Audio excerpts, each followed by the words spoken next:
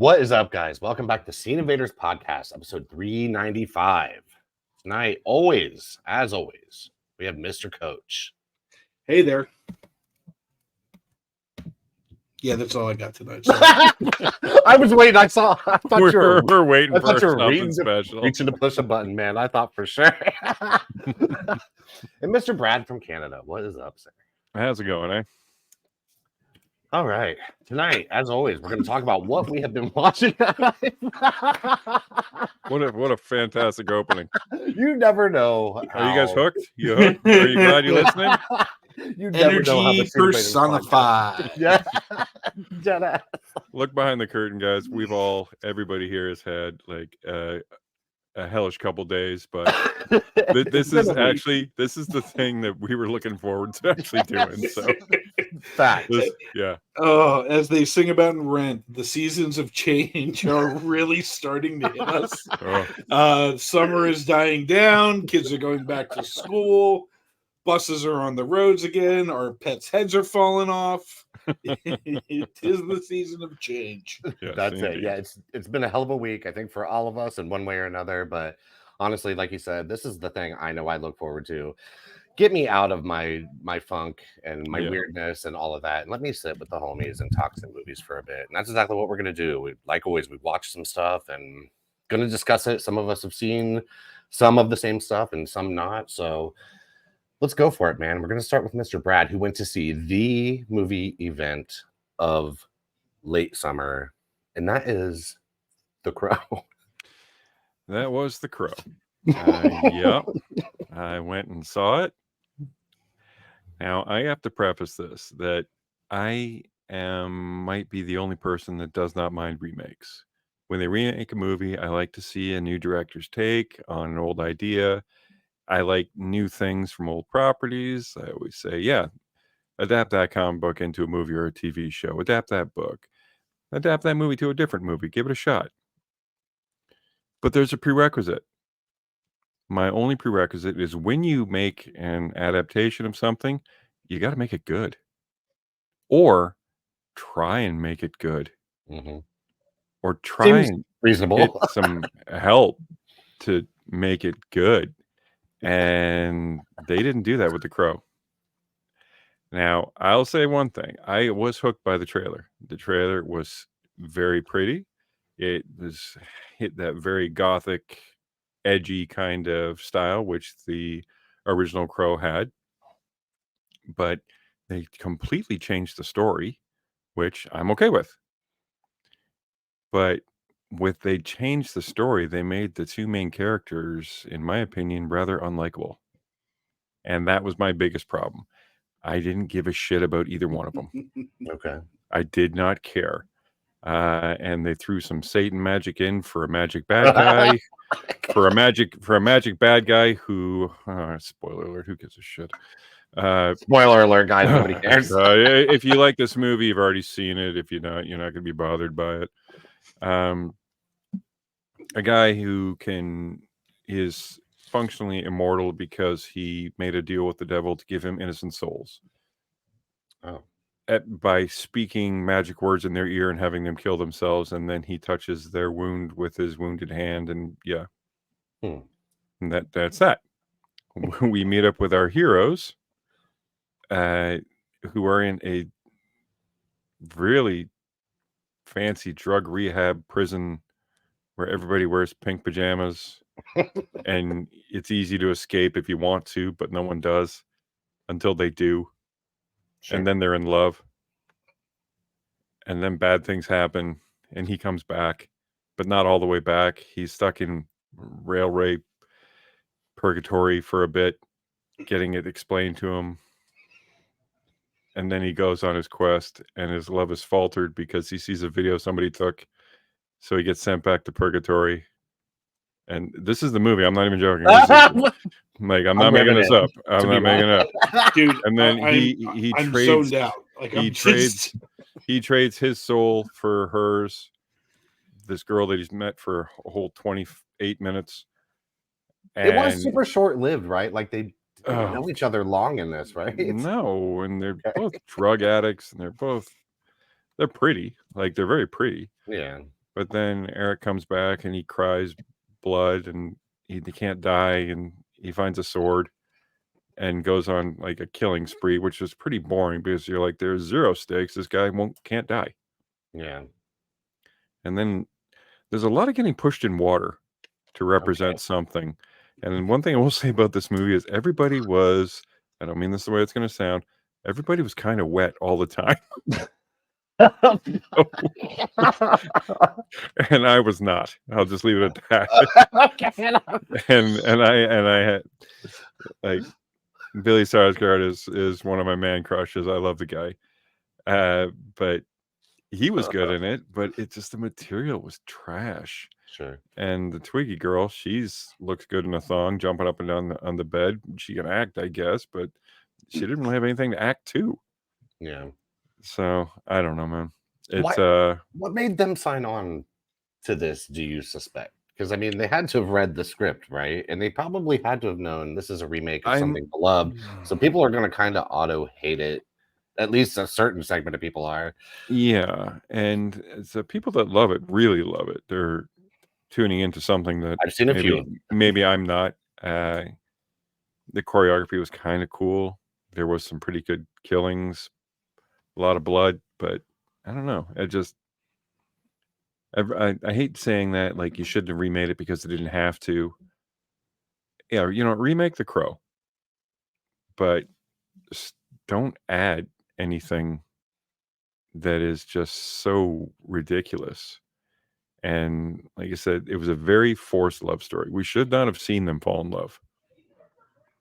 I don't want to harken back to the original movie because they did it better, whatever, but they did. You never saw the girl. You just knew that they were in love. Mm-hmm. But just everything seemed very forced. Can I pose a hot take? Yeah. Was the original Crow that good? Was it that good? Was it that good, or is it just like nostalgically, like there was very little like it at the time?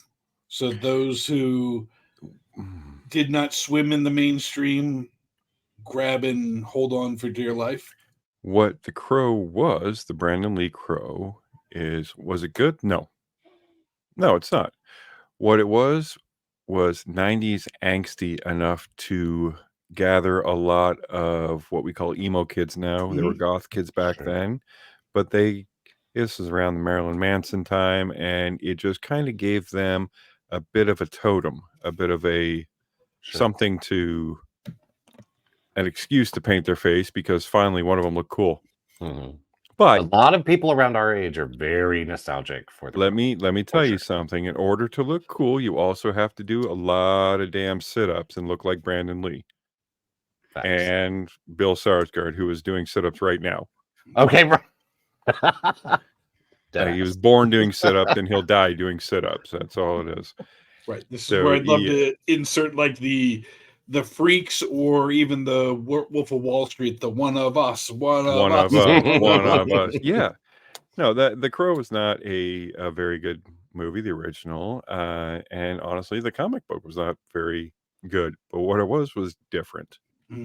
And both were different. And this latest, even The Crow Salvation Part 2 was different. But what this one was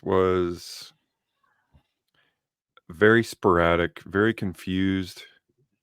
Not confusing. It was just annoying. Yeah, I get that. And and I did see a very emphatic Crow fan or Sarsgaard fan or this movie fan saying, well, it's more like the comic because in the comic, Eric Draven doesn't paint his face. He just paints his eyes. Oh. And I'm like, yeah, that's true. Yes, that's true. That doesn't make it. That's all you got, huh? That's it. All right. Anything I say is not going to convince you to not like this movie, and that's not my job to convince someone to not like a movie. Just because I didn't like it doesn't mean it's bad. So, quick question for you, as someone who has read the comic: which story-wise do you think is closer to the original comic? Oh, then the '94 version. Okay, I would imagine that to be the case as well. At least yeah, but I mean, the comic was a guy breaks down on the side of the road with his girlfriend. 6 heavies come up, rob them, rape them, and murder them. And he comes back and he kills 6 guys. That's it. Okay. Oh, okay. that was it. That was the movie. It was simple, one and done. And that sounds like not a bad movie. Man. maybe I'm not mad at it. maybe it's too simple and not very cinematic, but who knows?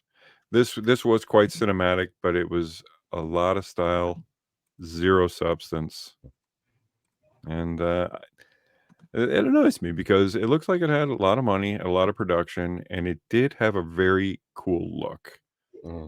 But you can watch this on mute with some music in the background, and you're not missing anything.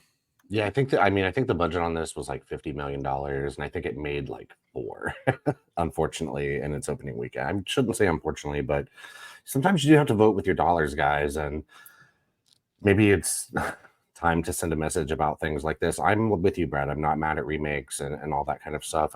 Like you've said many times yourself, remakes are not for us. They're for a new generation. And I think that makes a lot of sense. And I get wanting to pull in a new group of people with something like this, but I guess have some respect with it. Do it right. I don't even know if there's a way to do it right. I mean, unless you do like a shot for shot kind of thing, and that's not what remakes are for. Yeah. But yeah. I feel that. That was my foray. What about y'all? All right. So for me, I was going to go see The Crow. I saw one other movie, Strange Darling. We're talking about that later because what Coach stopped also you? saw this one. What stopped you from seeing The Crow? Was it a text at me in the afternoon saying don't go see it? Let's see. That might have been it right here. I was gonna go see it. Oh wait, yes. Let's see here. Where is it? I even made a fake movie poster with Brad's quote. Oh yeah, that was great. That's gonna be the thumbnail for this one. God, we were chatty Cathy's behind the scenes this week. Yeah, just don't go. Yeah, basically. Don't waste your time. I'm summarizing because I'm scrolling through all our chattiness. Yeah, no, I think I equated it to like go see anything else. Yeah, definitely. You said that for sure. And I mean, I like to make up my own mind, but a grocery bag floating in the wind. Check that out or something. Definitely.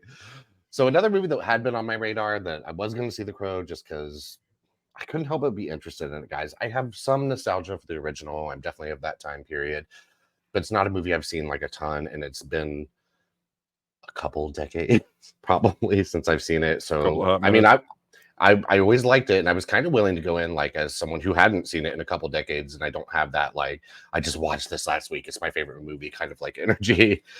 But I've seen enough bad movies lately, guys. I sat through Trap and like Borderlands and shit, and I was like, I'm at least going to gamble on something that I feel pretty certain might not be trash. And that movie was Blink Twice, from first-time director Zoe Kravitz, daughter of Lenny Kravitz. She's had an acting career for a while. She had a music career as an artist called Lola Wolf, who I loved. Saw her in concert with another artist called Twin Shadow, and that was one of the sexiest concerts I've ever been to in my entire life. It was lit. Oh my God. Such a great show. And I was excited about this. I had seen a partial trailer for this, but I didn't really know a whole lot about it. But a thriller, Channing Tatum, directed by Zoe Kravitz. Why not? Let's go. Sure.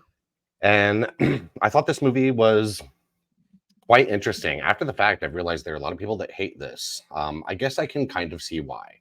This is a mystery. I'm going to tiptoe around here. I don't want to spoil this movie. But essentially, a group of people end up heading off to a pretty secluded island, or a very secluded island.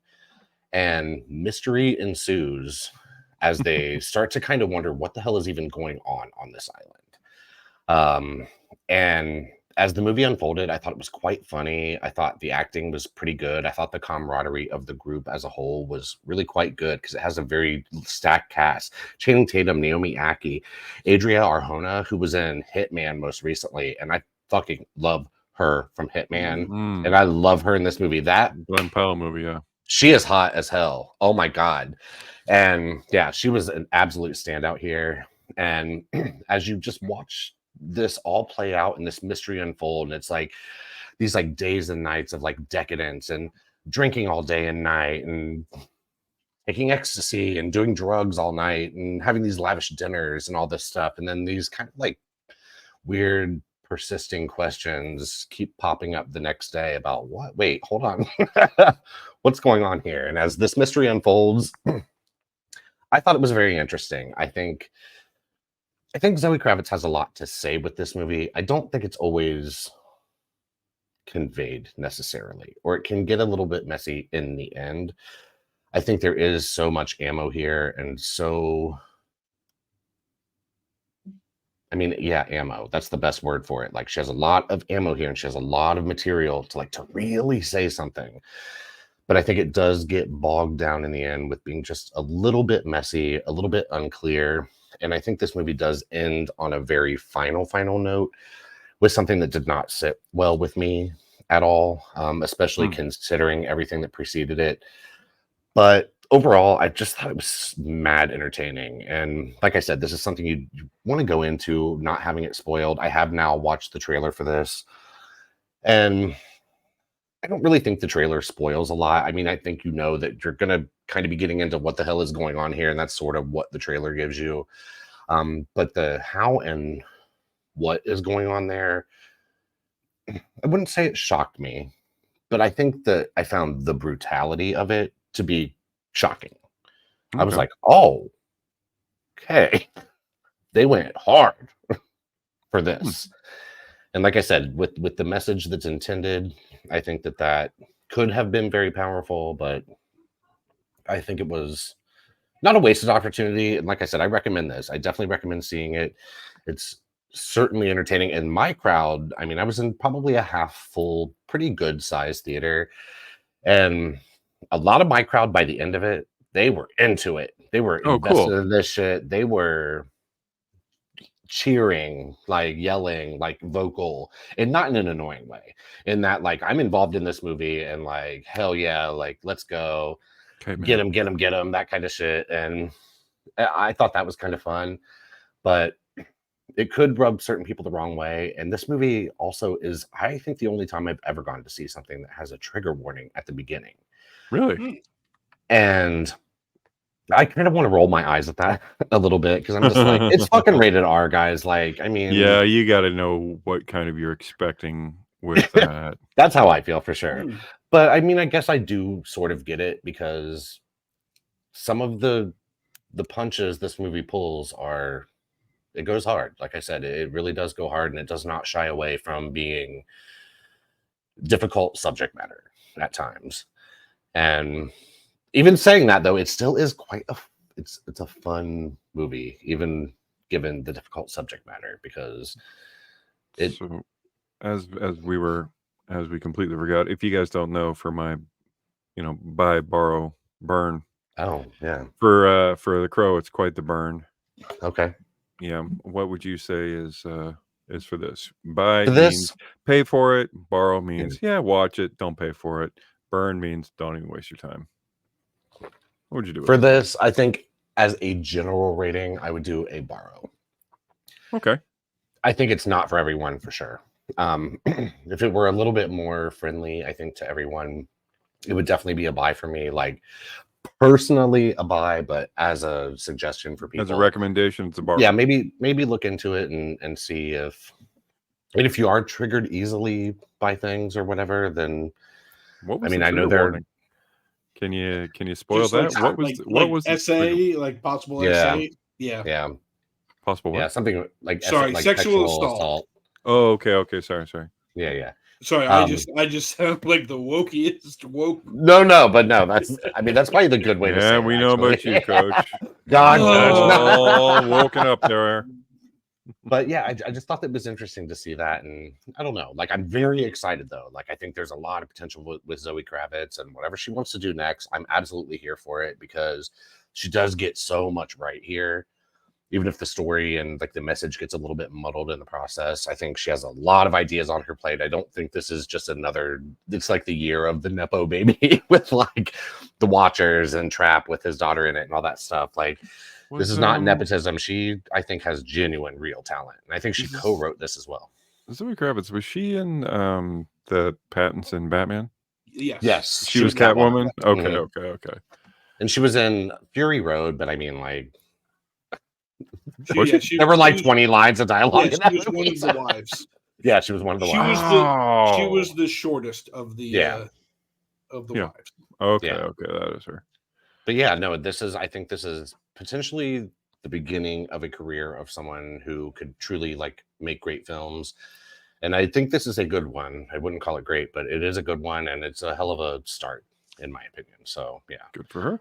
Yeah. If sexual assault doesn't bother you, go for Blink Twice, guys. If SA doesn't bother you. If fictional If sexual Yeah, assault. it is all fictional. All right, my other movie before we get into talking about Strange Darling was a movie called Handling the Undead. So, as we've discussed, it's been a hell of a week for all Sounds three horrible. of us here on Cinevators this week. And I remember a friend of mine, Chuck, on Twitter had seen this. I remember him scoring it really highly. He just gave a small tweet with just a few little lines about it. Said, "I thought this was great. A- from him." And I was like, "Oh, this sounds like it's up my alley." And he gave me a little bit more info about it. This is from the director of Let the Right One In. If anyone has seen that, it is a foreign vampire film that's unlike any vampire film I've ever seen. It has this. I love vampires. It just has this uncommon. It's just uncommonly like emotional, and Okay. it's about kids too, which is makes it a little bit different for sure. But Rather. it's exceptionally good. It's just not what you expect from a vampire film, and knowing that this is about zombies, but from that director really got my attention, and I was like, let's do this. So I was in my feels the other night, and I was like, oh, I'm gonna watch some shit that's gonna make me feel like shit. So so I was like, Handling the Undead, guys, let's go. And boy, this was the most devastating thing I have watched this year. Really? I mean, How so? it's not uncommon for horror to delve into the feelings of like loss and anguish of like losing someone, and to deal with that in sort of a horror perspective. And I honestly kind of don't even really want to call this movie horror. Yes, it has a zombie element to it, but to me, this was incredibly hard and heavy drama that just happened to have a little bit of horror element to it. And you follow a few different, I'm going to call it families here, who are dealing with loss of a loved one. And all of a sudden, and I mean, I don't know that you can really spoil this, guys. So, I mean, I guess spoilers, but I just don't think this is something that can really be spoiled. So suddenly they're dealing with the dead coming back to life. And it shows from three different perspectives how someone that affected them so deeply and tragically in their life that they lost comes back into their life. Okay. And oh my God, That's this intriguing. was one of the hardest things, seriously, I've watched this year. It's so emotional. It's so dark. It's so deep. It's so truly devastating in the end of it that I sobbed at multiple times during this movie. And I mean, it's not scary. I don't think it's ever played really to be scary. And when you hear zombie, like I kind of roll my eyes sometimes because, oh my God, we've had enough zombie content, but this is just not what you expect when you hear that. This is absolutely about grief and loss and how you process it, how you deal with it. And I cannot recommend it enough, but it is a difficult watch. And there are probably some people that would watch this and be like, that movie was boring as fuck. But not for me. I was riveted to every second of it. I absolutely loved it. It's just, like I said, one of the most devastating things I've seen this year, and something that will stick with me in a pretty deep and serious way. Like, and we've had Hereditary that deals a lot with like grief and loss and all that kind of stuff, and that's another one, but in a much different way. That's a much more like horrifying take on this subject matter, whereas this is a much more personal and heartfelt and melancholy, and it's a lot. But so this is it's not. This is a buy for sure. It is not, like I said, not a fun watch, guys, but damn, a hell of a watch if you want something emotional. Like I said, it made me sob. I'm a crier anyway, so don't take a whole Me lot to too. do that. But I think especially like just given my life where it's at the moment, it just really hit me. And I kind of thought that maybe it might, and that's why I leaned into it. I like sometimes film and dark music as catharsis, and this provided that for me. And yeah, handling the undead. Don't forget it, guys. Also, Undead. and if you hate subtitles, this isn't for you. But it has it's minimal dialogue. It's not really about what's being spoken. It's just about emotions that you can see and honestly feel, I think. Very cool. All right, and the last thing, and I know Coach saw this too. Coach said earlier he has seen this movie 4 times now, and I'm dying to say I've seen it I think total of 4, and I think we were recording when I saw that. Oh man, there was a Q&A. Yes, I was going to do with that. this, and I'm just like, oh man, I really wish I would have gone to see that. Me too. Strange Darling. This is going to be just absolute tiptoeing, because I have to kind of preference it of. I'm curious how I'm going to feel in a couple months, because I think there is a little bit of reasons bias of, I haven't seen anything like this in a while. Mm-hmm. But I haven't seen anything like this in a while. Yeah, facts. I agree. I think the best way to describe it is, without giving a lot away, is it's a thriller, and that's about all I'll say. It is it's almost like an old 70s movie that like Quentin Tarantino would like produce. Like you'd see it at the old video stores of like produced by Quentin Tarantino, like cool. must see, like that type of thing. It almost felt like like one of the Grindhouse movies, yes, for sure. It is a very cat and mouse type movie. It's 90 minutes long. It is the sweetest of sweet spots. So is quick. It is, and it's over. Like I was like, oh shit, okay, this is over. Like right, damn. and even the parts where you're like, oh, they've been doing this for a while. Like they're not really doing that for a while. Yeah. Like can you lay out the premise of it, or is that you don't even want to do that? There's a serial killer.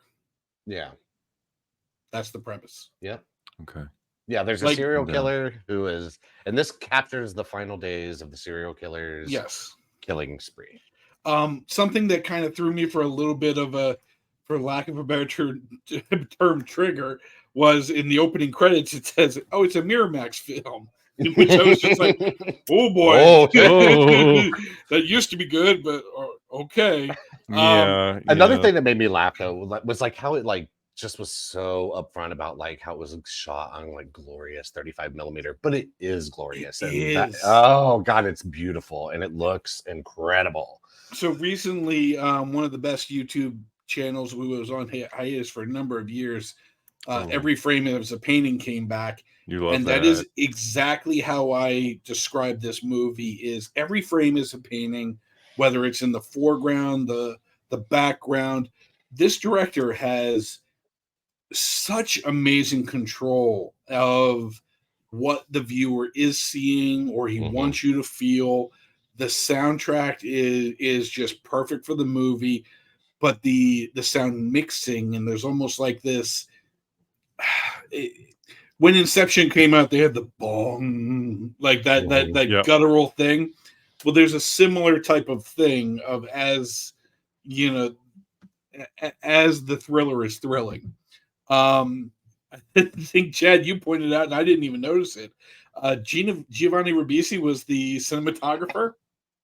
I learned this after the fact. I'd messaged a friend and said, "You gotta see Strange Darling, man." And he was like, "Yeah, I heard Giovanni Ribisi was the cinematographer." And I was like, "Shit." So I looked into it, and sure enough, dude came to kill it, man. He came to kill it because this movie looks incredible. And it just it opens up with like the old school 70s type of like, we're gonna give exposition and then go in there. It's a story in 6 parts. And like that's the thing is like I really just dug it because I haven't seen anything like this. Because it tells you right at the beginning, this is a story. It has 6 chapters basically, and then Yes. it's immediately goes chapter 3, and then you start at chapter fucking 3, So and you bounce every between chapter these. is like 15 minutes. Well, yeah, Pretty you much, bounce. yeah. There are some that I thought pretty All right. short for the Yes. most part, and some played a little bit longer. But you bounce between these chapters, and it's never confusing. That's for sure. And I think that this Yes. was the way to tell. Okay, that this was my next story. question. I'm a simple man. I went and saw The Crow. It's a simple Am I movie. going to be I think. confused? No, it's a simple movie, and I think this was the Yes. brilliant way to tell this. And you could just tell it was done with love. It's a little independent film that just, by word of mouth is getting a second week in the theater, and Mhm. people are absolutely raving at it. It has a great critic score, it has a great audience score. Oh, great. Like it's almost a movie about movie making and storytelling. Yeah, like an appreciation. Like, we've watched a lot of movies now. Look what we can do in Yeah. the best way possible, though. I That's mean, cool. he even plays with the gradient of the color, where some colors really pop in certain situations, others don't. There's a sequence. I'm going to say this is not spoiling anything. I know you'll know what I'm talking about, Coach. There's a sequence that happens towards the end where, as it goes along, the color gradually fades from it, and it's so. I thought it was brilliant. I was like, this is so smart. The way they are doing this right now. And yeah, maybe it's like a little bit on the nose kind of, but for me it worked. And I was like, this was smart, like filmmaking and editing and post-processing and all of that shit. Like so well done. The two main characters, the lady and the demon, it's just amazing acting. Kyle Gallner, and is it Willa Fitzgerald? Yeah. Like, both are very fearless performances. Like, this is something as an actor, if you do the wrong way, oh yeah, you could easily get, just put by the wayside. But I imagine both are going to.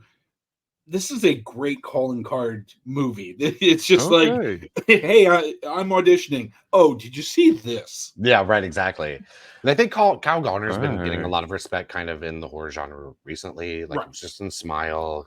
And I think this just solidifies him as an incredible presence. So you would call this horror?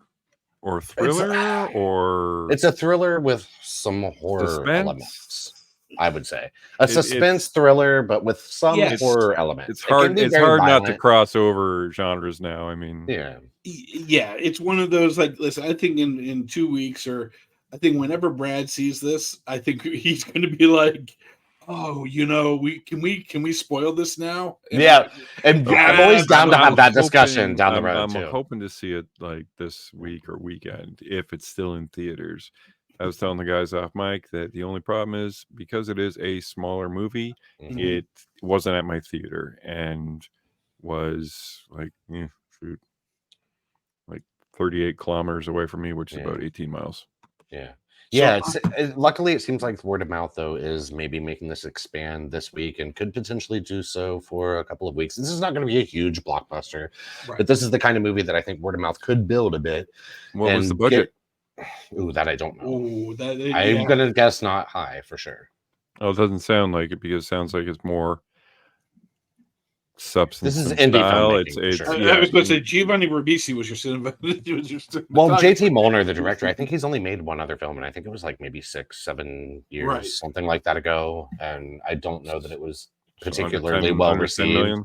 I would say so. Hold on. Cool. I was just curious. Because $4 million. Oh, okay, there it is. I like seeing what people can do with. It's a lot. Little money. Even at the beginning, like, again, this is like a couple things I just have to talk about. This is not spoilers. At the beginning, there are these shots where there's a camera like clearly just sitting in the road, and these cars are coming toward it, and like it just has this impact on you because the cars are clearly just driving their tires or driving to where the camera just is between their tires or whatever. But the Driving over the impact it camera? has on you, like as you're sitting in the theater Mhm. watching this, like, and especially in this sort of grainy, like 35 millimeter, it just has this like almost shocking impact because it feels like it just gives you this feeling and emotion. And like it Feels starts real. off on such a like high note and it's like high energy and pedal to the metal. And It has yeah, the man. feeling of like Texas Chainsaw Massacre, of like just the way the gradient is, and it's like the grittiness that adds to the story of the film. Yeah. Yeah, they did it for 4 million. It's already made 1.5 million Hell yeah. in Okay, cool. super limited review. I mean, I'll be honest, I am very blessed because I think there is within 30 minutes of me 7 different theaters. Okay. If I expand it out to an hour, I'm pretty sure there's like 20 movie theaters Yeah. near me. And this was only playing at 2. Wow. Oh, okay. And it was a lot of only 2 Regals, and now AMC seems to be picking up at a lot of them. Okay. Very cool. Yeah, my AMC that's closest to me had it. They even had the like it was a week before I think he mentioned it before. They Mhm. had like a special like audience viewing with like a Q&A sort of thing that was going to play after the movie.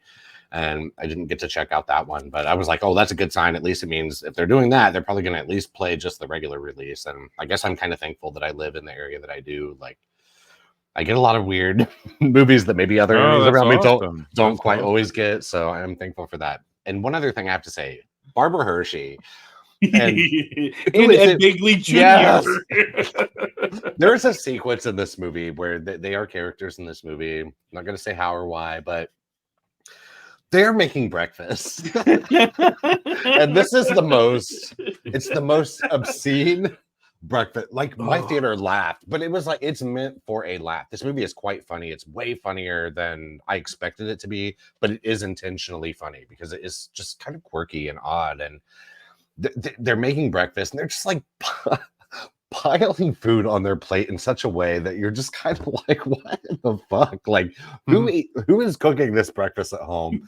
The But it caloric just intake. oh my god, obscene, but it's so hilarious and it's just so memorable. It's just one of those. It's very quirky. It's just one of the weird, quirky moments of this movie that sticks with you amongst all the because it can get very dark. It's very violent. Mhm. For sure, but like you kind of need these like few little moments of levity to balance everything out. And I thought this movie found the perfect balance of like entertaining, fun, violent, shocking, all of that. It's a must see in my opinion. One of my favorite movies of the year, for So sure. using your rating, Brad, I would go By and Beyond. Oh yeah, By by and and beyond for beyond. sure. Okay. And that's what I'm curious to know. Since Coach has seen it a couple times, I have not gone back to see it yet. I definitely plan to. I'm hoping to this weekend. And it is the kind of thing where I'm like, I'm curious to see how I will feel about it, knowing what I know going in now and viewing it again. And One of the best. I think it's going to hold up, though. Well, I think Yeah, that how is this the would be. rewatch value?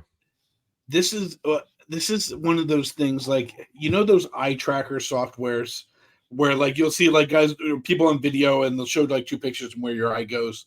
Yeah. I would be fascinated to see where everybody's eyes drift when you first see this film versus second and third and fourth thing. I think there is, there's so much in every frame that it's painting. I think I've brought up the term Chekhov's gun a lot on this the podcast. It's a tried and true term. And this is an absolute like, oh, there's Chekhov's gun, bang. Oh, there's another bang. Like right. Nice. I like that. So Chad, yeah, I'm assuming it's a buy for you as well. Yeah, oh, absolutely. A buy and even beyond. Like this is something I definitely will be revisiting. And is this a high five contender for movie later this year? Top 3 for me right now. Okay, right now, God, I don't know. God, I watch a lot of stuff and I get so confused by it all because I just like so many things. But I'd say this very well could be in my top 5 right now for sure. It's definitely in my top 10 of the year for sure. Yes, nice. I think this is ask me about The Crow. I know that one's not. We know that shit, didn't we? It's on a list this year, but it's we'll leave it at that.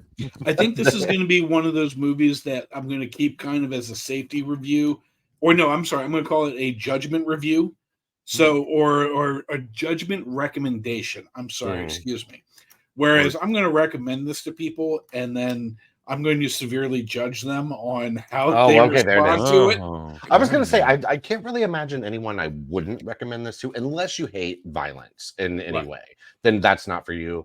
But like, this is definitely, like he said, the kind of thing that I would recommend to just almost anyone. If you like movies, if you just want to sit and fucking have a great time for 90 minutes and like just sit back and just let a movie take you away, Strange Darling is that movie for it's the old John Cusack quote from High Fidelity, like art, books, TV, like movies. These things matter. Yeah, right, exactly. Like this could be one of those. I don't know if we should be friends if you don't like this. Right? Like, how did you not like this? Tell me more. Right? Like, and I haven't really seen much of that either. Like after the fact, I definitely looked into it a bit. It definitely seems well liked for the most part. I think some people are finding it a little bit more slight than other people, and I mean, I see that argument in a way, but I just had too much fun. We all know that the hot take people will come out in a couple weeks when this becomes even more popular. But yeah, looking forward to discussing this again when we can take the veil off. Yeah, we should. Veil off. Sure. Yeah, I'm looking forward to that as well. Yeah, and I would have tonight. Like, I would have been down with it tonight. I just think right now there's just not enough people who've gotten their eyes on it. And if this were a slightly bigger movie, it would have been so much fun to talk about this in a spoiler way. But for now, just know that if you want just an absolutely insane thriller with some horror elements to it, just don't watch the trailer. Even just don't know anything about it other than what we've discussed, and go watch it. Then I can't imagine you'll be disappointed. Well, I hope it's playing tomorrow around me somewhere. I want to do this. You never know, man. It might have expanded because, like we said, word of mouth is getting this into more theaters. Good. It is expanding this weekend for me in my area. It has been picked up in a number of other theaters. So I mean, and ironically, it's not in the little indie ones. And that's it's so you would think that's where it would be first. Well, I definitely want to reach out to a couple of my friends in that business of like, why not this one? Why not grab this one? Hop on this one. Yeah. Cool. So we'll see. All right. Well, that's for what's new. Like I said, it seems like our moods have increased a little bit. Yeah, they really have. Oh my god, this is what I needed, guys. This made me feel so much fucking better. Holy shit! So let's end this with a little game. It's the classic middle school game of we'll do the PG-13 version of F, Marry, Kill, and we're going to do F, Marry, Kill for movies. The rules go as this: if you are going to F a movie, you get to only watch it one time for the rest of your life. Wait. If you are going to kill a movie, you will never see that movie ever again. And if you are going to marry that movie, you're going to have to watch it every day for the rest of your life. Okay. So, which of you two wants to go first? Go for it, Mr. Brad. Okay. All right, Mr. Brad. Your three movies, recent movies, are Madam Web, Borderlands, and The Crow. Oh, God. Ouch. Okay. So I only got to say, well, see, this is tough because I haven't seen Madam Web or Borderlands. But I saw the trailer, and I think that's enough. So I'll probably asshole. That was the hell of a 3 right there. Okay. I'll F Borderlands. Okay. Check that out once. I'll kill Madam Web. Okay. Because you can't have a superhero movie with only 4 seconds of superhero costumes.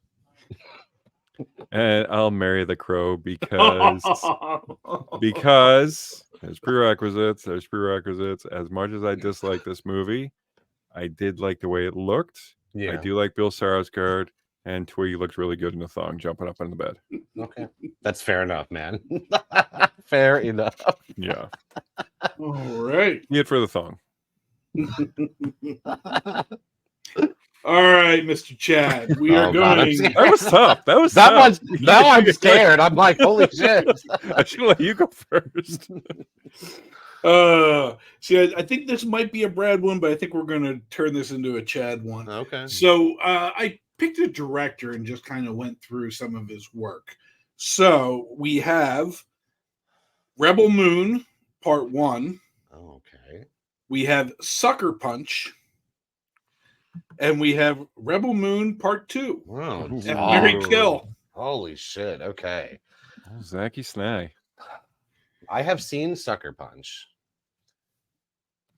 And because of that, and because of what I've heard about Rebel Moon Part 1 and 2, I'm going to go ahead and marry Sucker Punch. Okay. And then I am going to fuck Rebel Moon Part 1 only because it's Part 1. Sure. Because you wouldn't know the second one. And yeah, I'm going to kill Part 2. Is Part 2 the one, Brad, where you said where they like slow motion cut down wheat for like 45 minutes? Yeah. Okay, that's what I kept thinking. I Yeah. was like, yeah, that could go. I could kill that shit for sure. To be fair, they might have done it in Part 1 as well. I was hoping for sure you were going to bring 300 up into this, and I would marry 300 all day. Like, Oh, I'd marry 300. Hell Oh, where's the fun in that? okay, Yeah. that's true. yeah. Bad movies. All right, Mr. Brad. I think I got about like 2 or 3 more here. Let's go. We have the 3 movies. We have Mad Max, Fury Road. We have Furiosa, a Mad Max saga. And we have Mad Max, a movie. Oh, fuck. The original movie, not The original movie. not Road Warrior. Not Road Warrior, the original Mad Max, not the Tina Turner vehicle, Beyond Thunderdome. Okay. So we are going to go the original Mel Gibson Mad Max. Okay. Yo. Yeah. I know my order, but yeah. I I'm would curious. I would marry Furiosa because I know it's a bit controversial, but I can't get over Hemsworth's performance. It's a great movie. I love it. So I would marry that because I really, really like that. I would F the Mel Gibson Mad Max. Wow. And I would kill Fury Road. Why would I kill? Really? Why would I kill Sure. Fury? Listen, why would I kill Fury Road? Because I was so amped up to see it, and I saw it, and I saw that Mustang, and then it was in the movie for 10 seconds, and then they blew it up. I'm like, well, I'm done. I'm done. I get you. I had that nostalgia pill that I was ready to take, and they took my pill. They took my nostalgia pill, and I was. This is a really odd complaint. I was stuck watching Charlize Theron. Okay, right there you go for sure. But yes, that's. I mean, I don't think there's a terribly wrong answer here. I mean, it's a great franchise, I think, across the board. But And I watched the original Mad Max about 1 million times. okay, Me and my buddy Stan Bealey, God rest his soul, not with us anymore.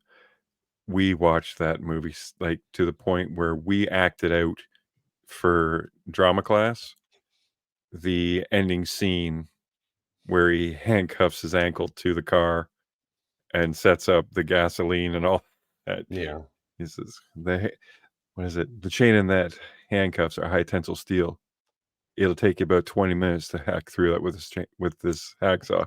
right. If you're lucky, you can hack through your ankle in 5 minutes. Yeah. So There it yeah, is. but it's got Chris Hemsworth, so come on. Yeah, right. I mean, I think for me too, like what's weird about Fury Road specifically is I went to see this with a group of people, and I had literally no interest in seeing this movie. I was like, I don't give a fuck, guys, but like I'm gonna go because everybody's going. And then I left that movie like, yes, that was the best movie, and I fucking love it. It's I think it's one of the best action movies ever made. I love Fury Road, but again, there was not a wrong answer with anything you chose. Yeah, I think so. Awesome. All right, it's back to you, Chad. We have Charlie's Angels from 1976. Oh shit! Okay. Charlie's Angels from the 2000s with Drew Barrymore and Lucy Liu and Cameron Diaz, and Charlie's Angels from 2019 with Kristen Stewart. Okay, this is an easy one, guys. So the Charlie's Angels with Drew Barrymore, I'm gonna marry the fuck out of that movie. It's absolute Sam Rockwell, baby. Sam I- Rockwell dancing and drinking cherry Coke. Yeah, come on. At the time that movie came out to home video, I did not see it in theater. Okay. An ex and I at the time rented that movie, and we had such a ball that night watching that movie that I literally returned that shit the next day and then went to Best Buy and bought the DVD copy of it so we could watch it again, because it was just such a silly, great time. And it has Korn's Blind in it, which I always really liked.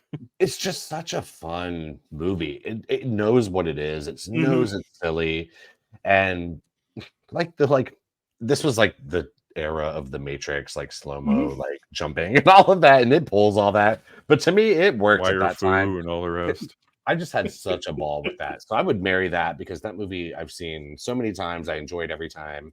The 1976 version, which I have not, I would actually fuck because I'm into it. And then the new one I haven't seen, but I can only imagine, and I'm good. And that one can die. There's only so many times you can watch Kristen Stewart scowl. But I like Kristen Stewart for sure. So do I. It just feels like a bad rap for whatever reason, but I think she's talented. I think she makes good. Since she has her Twilight money, I like the choices she has made. Yes, me too, for sure. Yeah, she's making artistic and interesting choices. I will say Cameron Diaz in Charlie's Angels was just pure joy. Like, not only was she hot, woke up happy and dancing in her underwear. Nobody's that happy when they wake up, but God bless her. But it made me happy. So it was just such a fun, like, trio of girls, like just such an interesting sort of group, like kind of the beautiful girl and like that was the girl power era. Yeah, it really was. But in my opinion, I'm good. Controversial, but the right way to do girl power. Like that was like the girl power done right. Yeah, it was fun. It wasn't man hating. Yeah, there wasn't like some weird like insane message involved. Yeah, it was we're in control, but it's not you're a lesser. We're just in control. Exactly. All right. So as we wrap up today, is there anything you guys are looking forward to in the next couple of weeks or anything? I mean, you know, we did have a little bit of slim pickings, even though we seem to pick a couple gold nuggets out this week. Is there anything on the horizon you guys are looking forward to? On Friday, that Terminator anime, Terminator Zero, comes out. Where's that streaming? Netflix. Okay. Yeah, big anime nerd, big Terminator nerd, and I think if anything is ripe for if they do it in like an Akira old school anime, a lot of blood and guts. Coach, you did share the Red Band trailer. Yes. Which has me very excited because this is not no PG fare. There is arms torn off and hands crushed and everything that you want. You can't have a PG Terminator movie. I agree. Yeah, so that's what I'm looking forward to. And if it's still playing, probably Strange Darling. I think I really gotta go check that out. Get on it, man. There is pretty slim pickings this week. I don't know why I thought something big was coming out this weekend. It's one of those, because it's a holiday weekend, you'd think that there would be more stuff, but I think they're assuming that nobody's going to go because it's a holiday weekend. Yeah, it used to be so much different than that. It was like holiday weekend, put the biggest shit here. Like, there's nothing else to do. Everything else is closed. I mean, Memorial Day is like, we're free, and Labor Day is like, and we're caged. Since COVID, we're not going to the movies anymore, bitch. We're having a barbecue, and we're having all our friends over. Exactly. But yeah, for me, I mean, tomorrow, I think after work, my plan is to, oh God, I feel even cringe saying it, but I think I'm going to go see. No, I think I'm going to go see a movie called Afraid, which is the new Blumhouse. Okay, you know what? I was considering that, but it seems I don't have high hopes. I don't know. I like John Cho, and me too. For sure. The trailer. I want to see what the AI is showing that little boy. when he's Yeah, looking at see, the I tablet. haven't seen the trailer, but I do know sort of the gist of the Okay, movie well, here. that sold it for me, but I Okay. don't know. No, I I'm don't here know yet. for it. And again, since I'm an AMC Stubs A-list member, not sponsored, Bragging. I'm gonna like go see it pretty fearlessly, and at least at the worst sit in AC for 90 minutes while I watch another Blumhouse dud We will for see. an hour and a half. But I thought that sounded really fun. And then tonight, a few coworkers and I like have been sort of like planning this. And I'm not a person who does a whole lot of stuff with my coworkers outside of work. I tend to keep my regular life and work life pretty separate, but Mhm.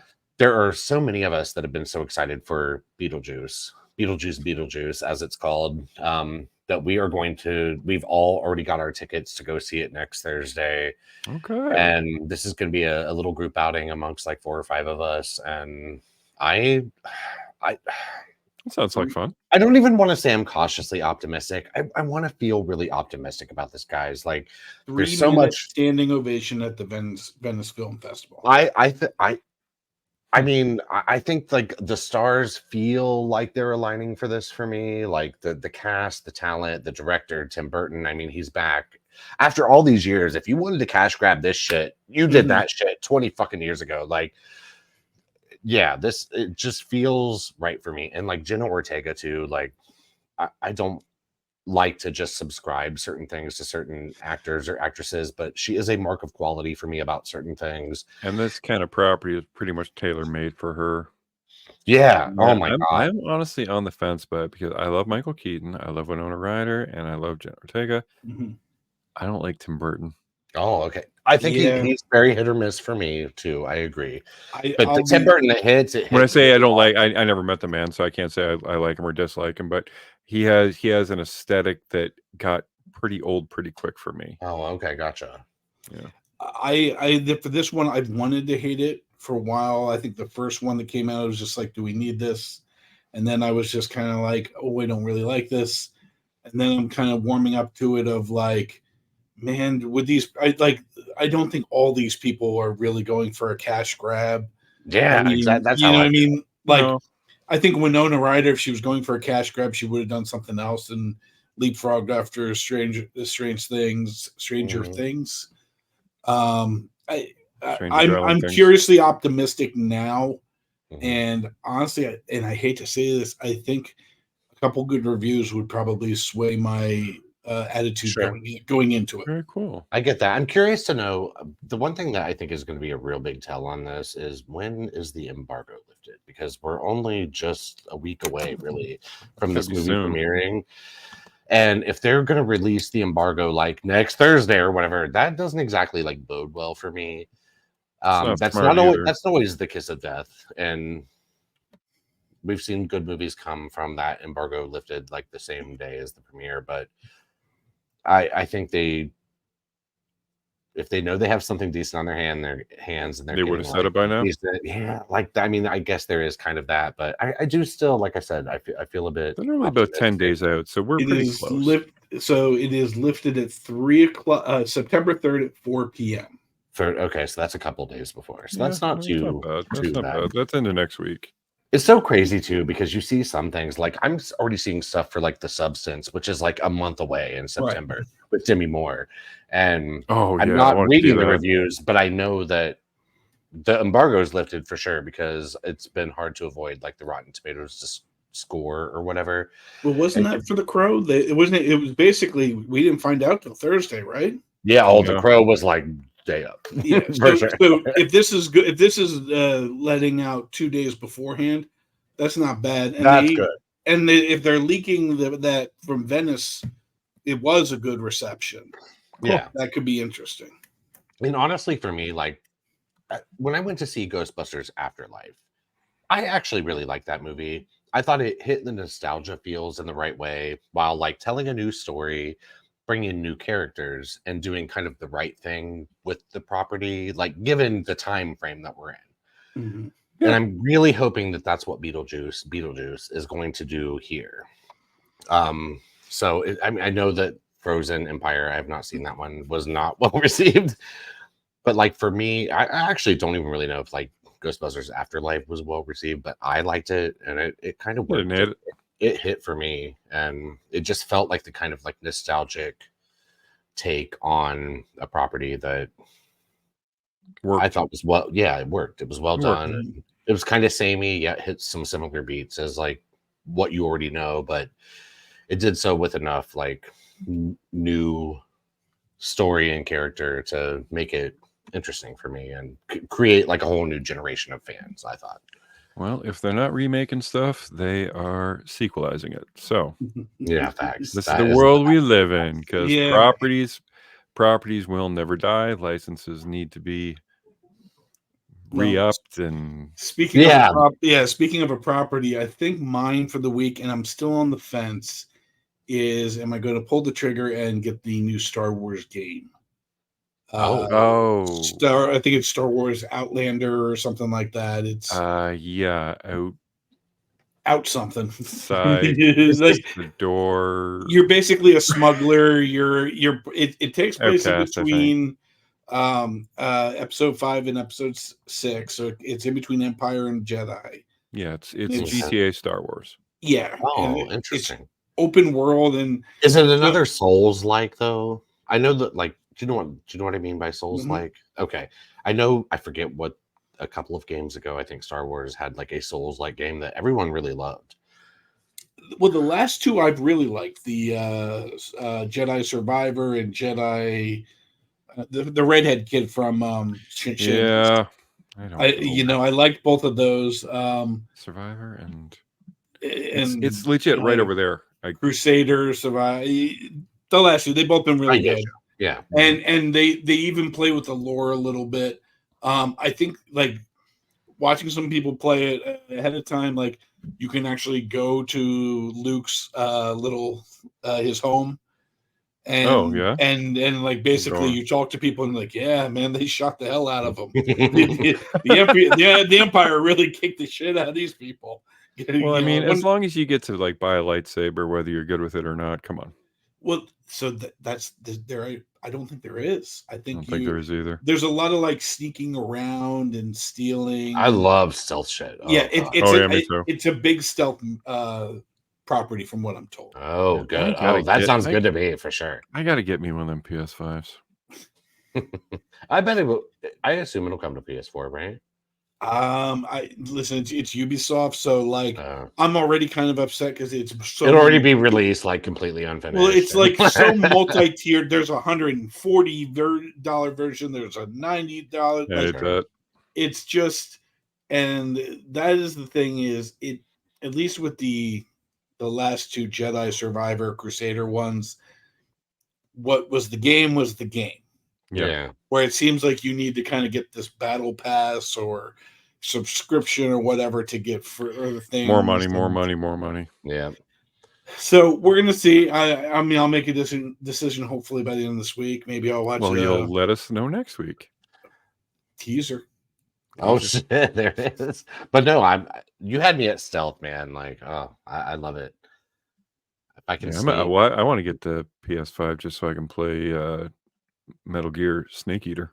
I will say honestly, PS5, like I've had the PS4 and PS5, and PS5, like the stuff that's meant to be like put on PS5, it looks beautiful, man. It looks really incredible. Right. It is an upgrade for sure. I will tell you, Last of Us 2 on that was just so I can imagine. Gorgeous. And Spider-Man, Spider-Man 2. Spider-Man 2 is Electric Boogaloo. Delightful. Delightful. I gotta get me another job. God. Facts. Check back next week for links to our OnlyFans, guys. So yeah. I've got size 13 feet, just a heads up. Well, if you're hiring or looking for large feet, you can reach out to us on the Twitters, on the YouTubes, or however else you'd like to get in touch with us. We will. This is our last show. This is our last show. They're not going to listen anymore. Links in the description, guys. Our audience has made a very right turn all of a sudden. And I don't know, guys. There's a market. I'm telling you. Donate so listen to Feed Invaders starting next week. There is $140 subscription tier for that one as well. Whether it is Hobbit-like, it is Silky Smooth, or we just keep putting rulers up to Brad. So like it and subscribe, enjoy, and hopefully we'll hear from you at some point, or hopefully you'll hear from us again. Good night, guys. Bye.